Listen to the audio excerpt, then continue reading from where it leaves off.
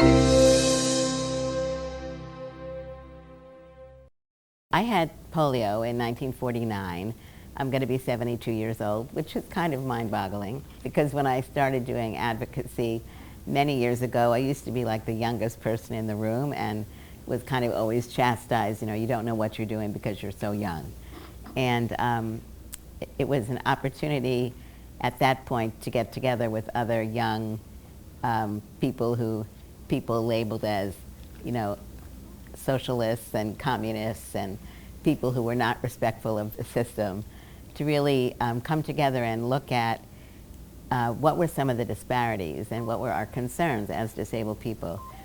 And I don't use the term able just to say I hate the word able, because I don't mean to offend anybody, but I think the word disability is one like women and black and Latinos. It's a word that we call ourselves.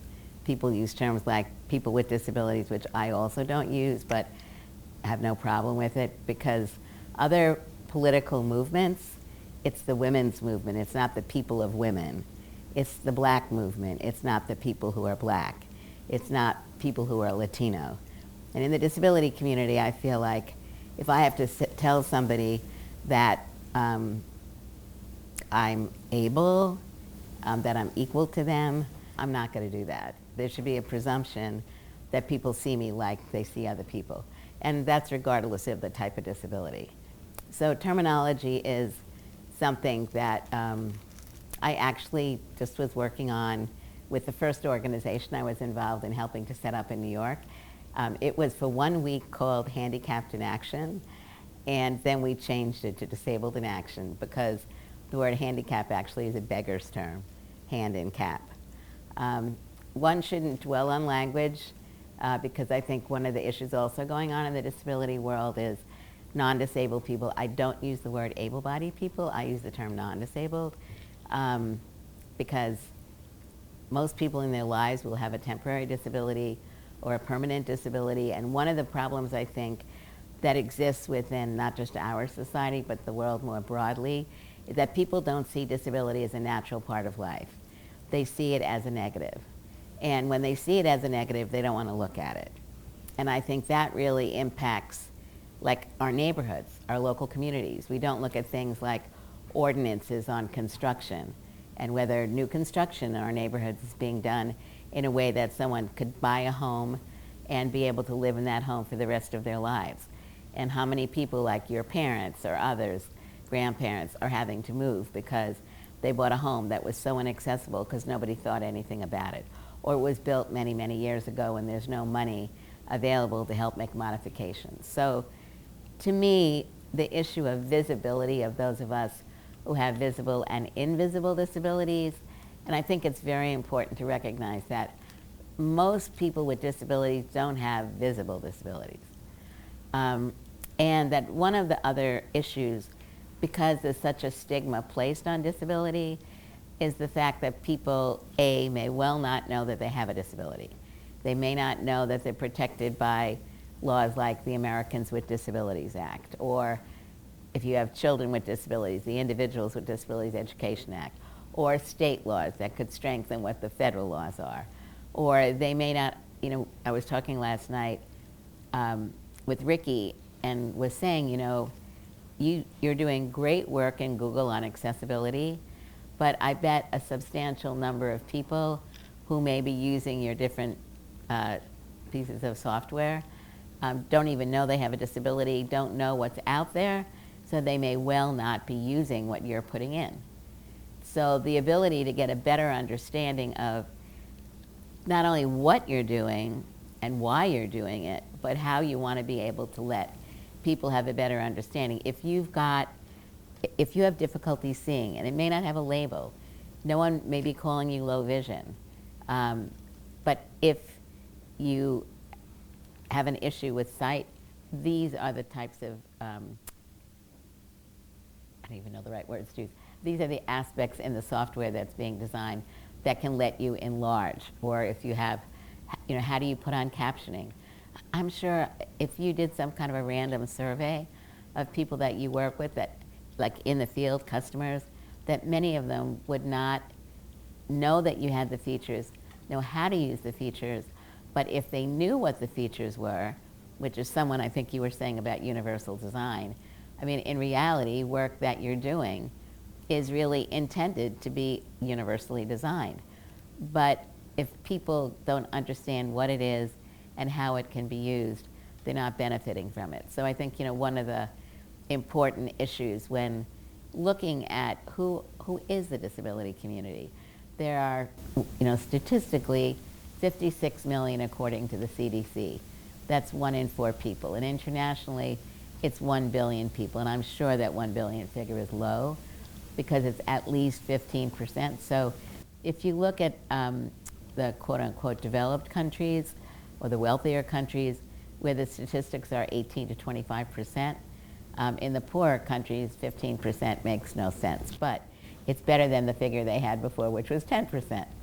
But also, you know, when you think about Google and others that are doing all this work internationally, one of the benefits, I think, of the concept of helping people get a better understanding of what it is you're designing and how it could benefit people, I see one of the side impacts of that is allowing people who have disabilities to be able to own that they have a disability and not to look at it as something which they need to hide. Depending on the countries that you're working in, the stigma of disability is really profound. And in part, what universal design does is to really help people, not only the disabled person themselves, but the broader society, just be able to see what people can do. For me, it's like if you look at the issue of women and girls. At one point, women and girls were not being allowed to go to school. And the reason they weren't going to school is because people felt their role at home was different, but they also felt they couldn't learn. And what benefit would they be to society? So as that's been changing over the decades, we've seen women getting jobs, women moving up in jobs, women's voices and ways of thinking are being impacted in the companies that we're working in. The same is true in the area of disability. You know, people will talk about how not all, but many disabled people can be better problem solvers because a lot of what we're having to do every day in our life is problem solving. You know, I was supposed to be here at 12:15, so I ordered a cab for 11:45, and the cab showed up at 12:17. So I was already late before I started, and I did everything that I could have done. But you don't have a lot of accessible taxis in Boston, so I can't go out on the street and hail a taxi, and the Ubers are limited, on and on. So in the work that you're doing in design, whatever it is you are doing, I don't know how you reach out into communities as you're beginning to do design work, how you're identifying problems, but I think one of the issues is, are you consciously including disabled individuals, some of whom, you know, like Sarah and others, I don't include myself in the category of I can come in and expertly tell you how to fix something, but I can expertly tell you what I don't know. And I can expertly talk to you about what it is you're looking at designing. I assume flight, are we doing flight? Flights. Flights. Is that airlines? Yep. Okay, I use airlines all the time, and I could tell you a million things. So that's what I'm saying. It's like identifying people with different disabilities who have different sets of knowledge to be able to impact your work, but also really to have them as testers and to really look at consciously seeing that the impact of Google can be such that it can allow people who had a problem but didn't know what it was or how to deal with it to be able to see how the work you're doing can impact their lives to be able to do more of what they want to do. And when we're talking about people, you know, regardless of their disability, you know, if they have an intellectual disability or autism or ALS or whatever it may be, getting really to have a better understanding of the individuality of people. And I think that's really very important because, you know, people get labels. Okay, I had polio. So the level of impact the virus had on me is much more significant than most people who had polio. So there are people who had more significant disabilities who are on respirators all the time. But if you go to Africa or Asia, for example, where there are many survivors of polio today, I love going there because I get to meet so many people who had polio and I can pick them out of a crowd really easily. We automatically have things that we can talk about. But people like myself in those countries did not live. So learning about the differences of people, not that you have to understand the difference of every person. You don't know the differences of all the Google workers. But you have an understanding that, you know, you're a group of people who I presume have a similar way of thinking and problem solving, and like you can work well together even if you're working in stovepipes. But when we look at disability and having a better understanding of who we're talking about, not only do we have to be visible about that openly in the work that you're doing, but internally. So I was just looking at the screen that you have on the other side of this floor, I guess, which gives all this data that Google is reporting on, where you have offices, I think, and different types of work you're doing. So I always like to look at those to see where disability pops up or doesn't pop up. And Sarah's blind, and so I was like reading madly to her as the screens were going by. But then we got to, there were three, I don't know if they're affinity groups, gender and black and LGBT, but I didn't see anything on disability. So for me, I look at everything. You know, where is the word? Where are the people? Because if you don't see it, it's not a part of the culture. And you may be doing great work, but in everything that you're sharing both internally and externally, what was good about what happened in 2015 in DC when Google highlighted, I think it was 9 of us with disabilities, that was really, to me, very innovative because it was up, I think, for 3 or 4 days and people around DC could look at things. Yep. So I've heard kind of 2 sides of the visibility thing. On the one hand, like I've heard some people with disabilities saying, yes, visibility is super important. Other people saying, don't, make us your marketing moment. So do you know what that means to them? Have you ever asked them, what does that mean? Do you want to be absent from the ads? I think they think, if like, the company might be benefiting from like a heartwarming ad and it's easy to use a nice story to get a lot of attention when they might not actually be following through. So I think for me, the issue there is consistency. So if you see diversity in the work that you're doing, but you don't, and you see it consistently, but you don't see someone with a disability consistently, which we don't, it's still a very in and out.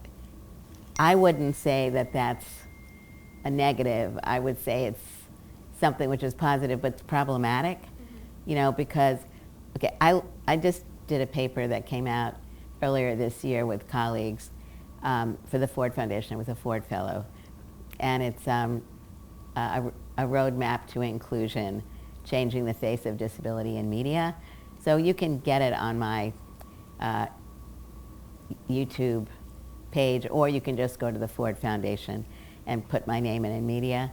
But it's not a very big paper, and so it's something I think worth looking at because it basically is speaking about the absence of disability in media and looking at other organizations that address diversity, like the Center on Asian Americans in Media and GLAAD and others. And GLAAD actually, and the Annenberg Foundation, track data on disability. So Annenberg, I think, looked at 100 films and representation of disabled people, or the lack thereof, and GLAAD was looking at 100 television programs, something like that. But basically, 2 to 3% of the programs have something on disability. Now this data was like 2 years ago, but it's not much better. And about 90% of the characters playing disabled people don't actually have disabilities.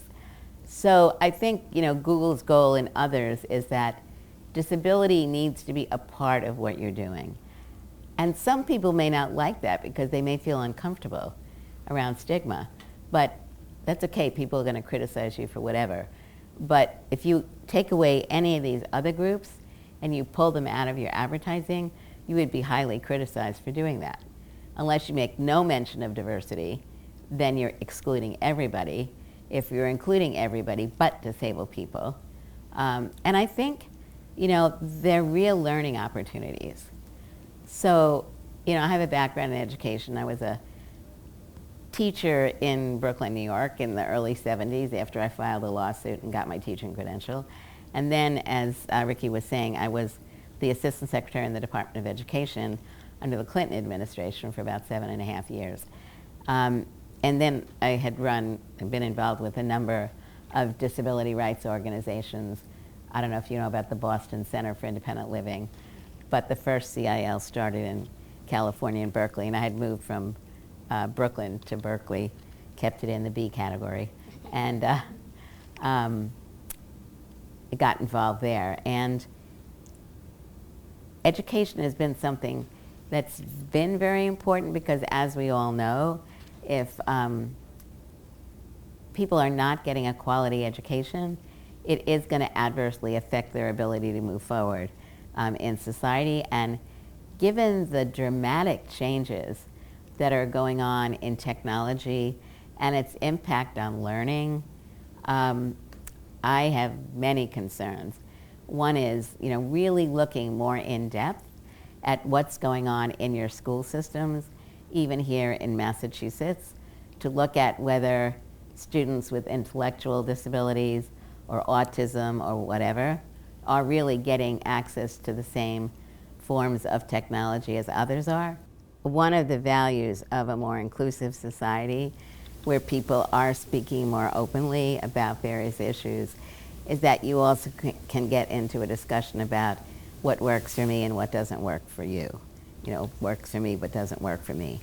And allowing people to learn about the diversity that exists within the community.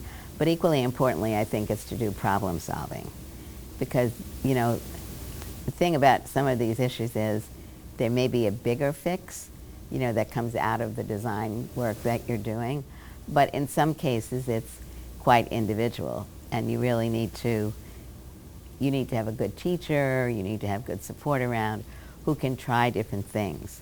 So things may all be available, but pulling them together can be an issue. And in some places, there's more time to do certain things, which is why sometimes external support can be important if it's not just coming from within the school system or whatever it may be. But I think broadly, one of the values of disability, and really it's on anything. If you put 100 women in a room or 100 men in a room, nobody is going to do anything the same way. You're not going to get 100 people doing the same thing, even like put a key in the door. How do you open it? People do it differently.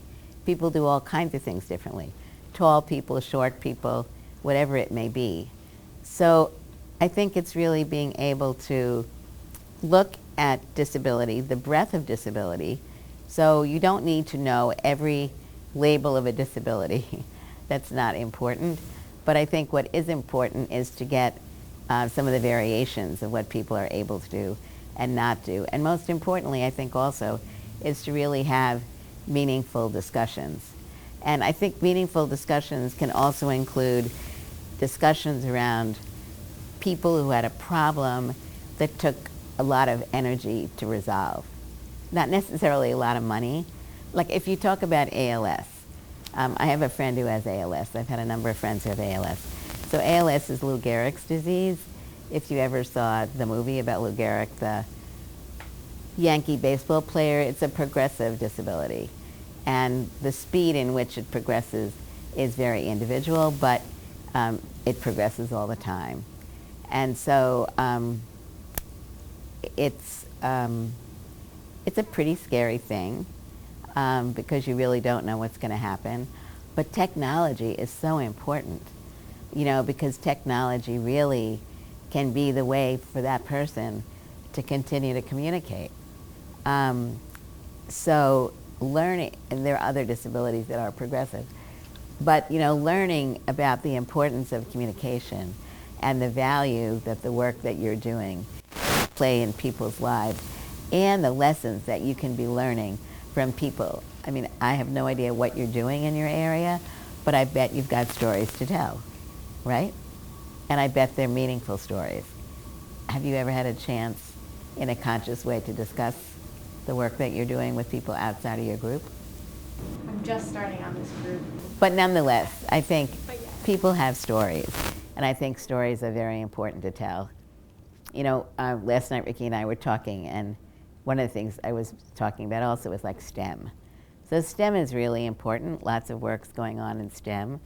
And for those of you who watch television, they have advertisements about girls in STEM from Exxon and Mobil and others. I have never seen a disabled girl in any of those advertisements. And that's a very powerful message.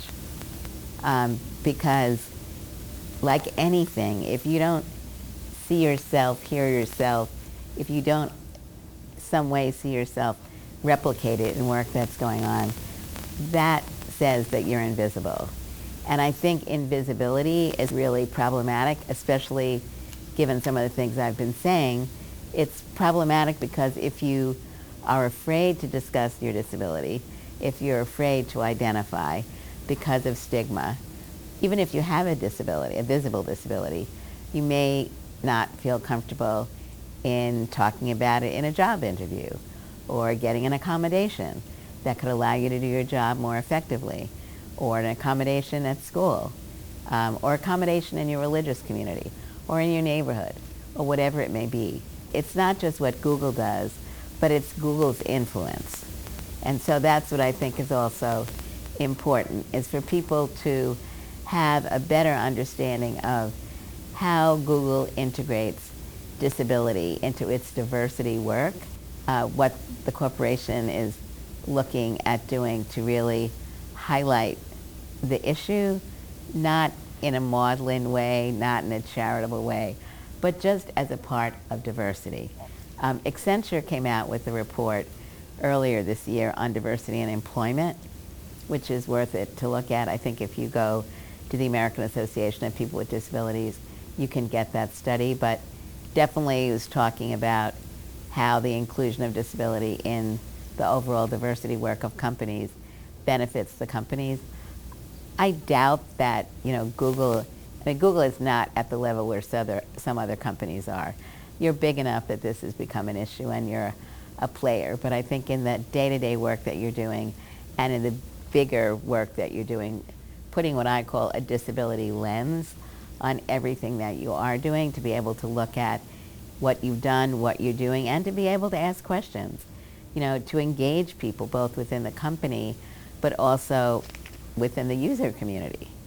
And as I said earlier, the ability to allow people to know the universal design of much of what you're doing and how it could benefit people, I think it'd be pretty interesting to really see, I don't know if you do this kind of research, but the number of people who benefit from the design features that didn't know existed but are learning. Yeah.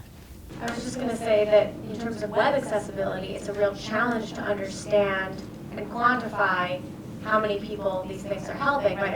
If I'm making a fix for screen reader compatibility, we don't actually know how many of our users are using screen readers, because that's not information that gets passed back to Google. And in fact, it would be like pretty creepy if we were like, this user has a disability, this user, right? So we can't really do that. So that becomes a challenge then for me. How do I justify that this matters? And so I can guesstimate, I have ballpark numbers of how many people probably use screen readers and how many of them are using Google products. But it's hard to justify because we don't have data on it the same way that we have on lots of other. Well, in your case, you're lucky you justify it because of the law.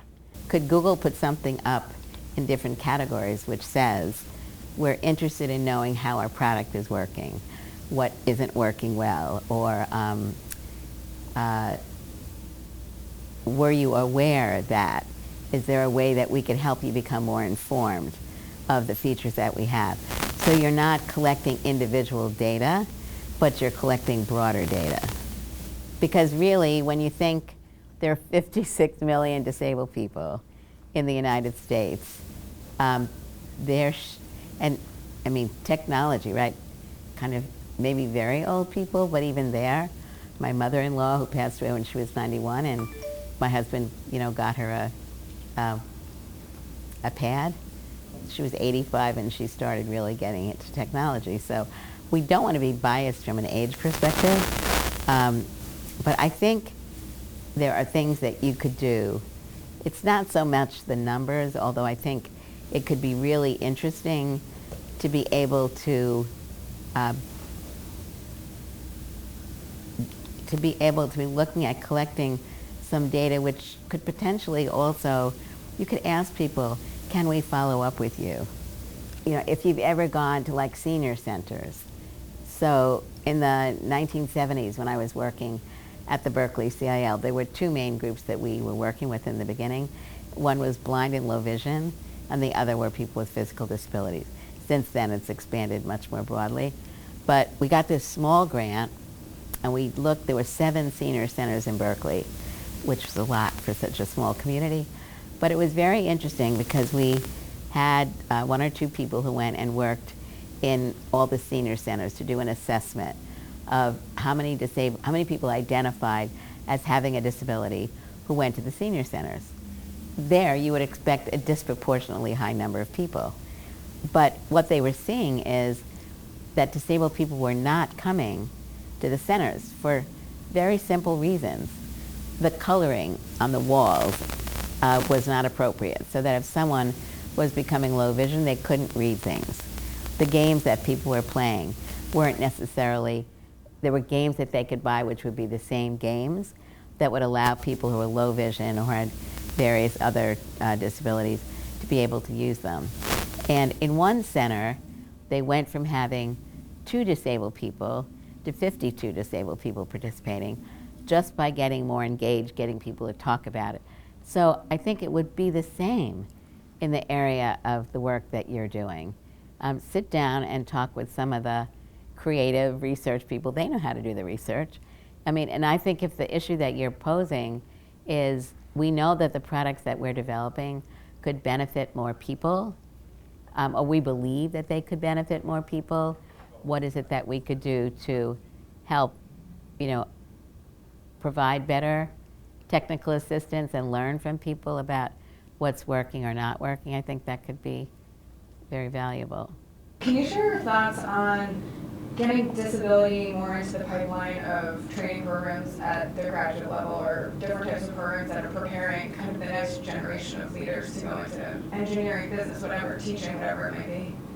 I think that companies like Google need to be speaking to your pipelines. So where do you do your recruitment from? And looking at where you do your recruitment from can include community colleges, universities, graduate programs, many other places. But again, this issue of the drum roll of disability. If the company talks about, we are looking for a diverse workforce, we are looking for a workforce that is going to be added value to our company. So if the field is producing people who are not knowledgeable about Section 508 and other major areas that we're legally required to deal with, it's a negative for our company. We should be able to expect that when someone is going to study, that they are going to be learning what they need to learn. When an organization is investing money in a university or a community college or whatever, it should be explicit that the entity that will benefit from funding is also being asked to ensure both the recruitment of disabled students into the program, but then I think also to really begin to look at what do you need in your areas of work from a knowledge of disability. It may not be disabled people, but it may be a knowledge of disability, and where should they be learning that? So Facebook, for example, when I was talking to them about a year ago, was saying that people that are coming and applying for jobs at Facebook who are clearly highly qualified, in many cases, are not trained on how to deal with accessibility issues. They're not learning it in the universities, and all of you are shaking your head. So if they're not learning it in the universities, then what role can you play? You're big. I mean, what role can you play in saying one of your selection criteria is going to be diversity and inclusion of disability? So when I was the Assistant Secretary to Education, I became a firm believer in something that you all know, but money talks. If I'm going to be giving out money and I say you need to do this, and if you're not doing this, I don't give you that money, people learn pretty quickly. You know, whatever it is your criteria, you may waver on some of the criteria that you have. Some things may be an absolute and others may be aspirational, but when things are aspirational and the entity seeking the funds is not doing what you want, you may not give them the money, or you may give them the money once and not again. So I think it's really digging deeply and putting a disability lens on everything you're doing. So if you're looking at gender, sexual orientation, people of color, whatever it may be, if you don't have a category on disability, then that's a problem. And I think the other issue is, you know, if you're working with community colleges or universities, whatever, really getting a better understanding of what their services look like on campus, because that's a big telling issue. Some campuses are doing some very good work and others are not. And the ones that are doing better work are the ones that are more likely to be getting the best and bright to come to their universities. Sarah, you want to add anything? So adding on to what Judy said, I mean, a lot of it, so I look at it in a few different ways, right? First, Judy was talking about how do you integrate the disability lens across all topics and all issues, and going back to the question, you know, disability needs to be part of all graduate curriculum, everything, whether it's technology, business, teaching, education, etc. It's, you know, when I was in grad school, actually, I did a public policy degree. Disability wasn't even part of that conversation in most of the classes, which is shocking, right? So, from Harvard, right? From Harvard, yes. So you need, and I think corporations like Google have a lot of power and a lot of influence in terms of how they can partner up with these universities. You know, and it goes back to first corporations believing and seeing the value of including people with disabilities. There's a difference between I'm doing it because I have to, this is the right thing to do, versus I'm doing it because I see the value in it, right? And the paper that Judy was mentioning, the Accenture paper, it really shows the benefit that it brings to everyone within the corporation. So the corporation, like Google, comes forward and says, I see the value in this, and I want to be able to really integrate the disability perspective across all of my programs, processes, and policies and procedures, but I need to bring in people that have expertise. Then why not partner up with universities like MIT and Harvard, who are in our backyard here, and put in funding and resources into these universities and say, look, we want you to do research and inclusion surrounding disability from an accessibility perspective and also a belonging perspective, which is a very important point, right? Because to give you a very small example, yesterday I had a meeting with the executive director of the Women Public Policy Center at Harvard, and I was saying, do you have any research that you do surrounding disability? And she said, no. There's no faculty, there's no funding that comes through. We do research based on what funding is required of us. So imagine how much Google can make an influence on that level, but it needs to come from the leadership and the entity and seeing the value in it, right? So I think kind of seeing how it can all ripple back into the organization and the company. One other just side comment, which I want to emphasize, it's so important also to explore ways of recruitment outside of the conventional channels. I think there's a lot of people that might not have a graduate degree that can still bring the same skill set and the same knowledge that we don't think of, right, into our spaces. And I've seen that in so many different ways because, to be honest, people with disabilities are pretty much one of the most innovative and creative groups of people because they have to deal with problem solving on a daily basis. So how do you bring that knowledge and expertise into the company? Have you seen an organization that is doing this well, bringing disability front and center, making it a part of hiring, growing their business with individuals that do not fit that conventional model? Have you seen any examples, big or small, where it's paying off, they're making real change, and they're seeing progress? There's an organization called Disability In, and I think they've got their finger on what's going on within the business community. I mean, I honestly would say that companies like Google and Microsoft and others are doing some good work. The issue is it's still a relatively new issue, and whether or not the companies themselves are really evaluating what you are doing, what the impact in the organization is important to be looking at. But I think some of the bigger companies are doing better work. The question is, what is the level of quality that you want to be achieving? So I think probably organizations at your size, because there's so many different size companies. I would say a great model is looking at disabled run organizations. So I'm sure groups like ETI, but the Centers for Independent Living around the United States, the National Association of the Deaf, the National Federation of the Blind, those kinds of organizations. I always find it funny when organizations that are not run by disabled people will talk about how they can't find people.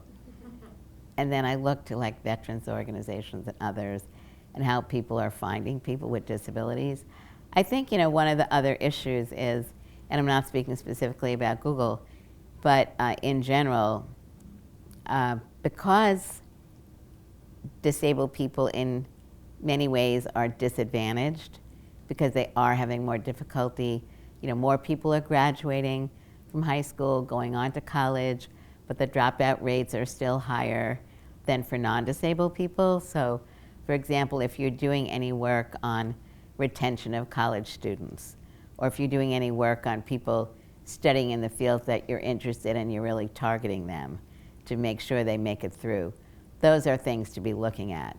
And I think, again, when I was working at the Department of Education, one thing I found when we were recruiting employees, that when looking for, in this case, disabled employees from diverse backgrounds. So that's another issue around disability, because we cover everything. I was not only looking for disabled individuals, but I was looking for some of the jobs for disabled individuals with postdocs from racial diverse backgrounds, et cetera. And so you couldn't really go to the traditional groups. We wouldn't avoid them, but they didn't necessarily know the people that we were looking at. But we went specifically to universities where the department maybe recruited people from. And when we looked more broadly, we found people with great qualifications who also, in addition to their disability, represented different diversity communities. So I don't know what your HR is doing here. I haven't seen any data on it. I don't know how they're doing the recruitment. Does anybody know what percentage of staff identify as having disabilities? So I worked at the Ford Foundation as a consultant for a little bit when I was doing my fellowship. And what was very important is that they were open to the fact that there was a lot more they needed to do, and HR was a big issue. And when you talk to employees who were beginning to talk about their disabilities that hadn't disclosed before, like every place, there were issues with getting accommodations. So getting a better understanding of how things are working from the employee's perspective, I think would be good. So I think we're going to wrap up. And this is a great opportunity. And for those watching, sorry you couldn't participate in the discussion.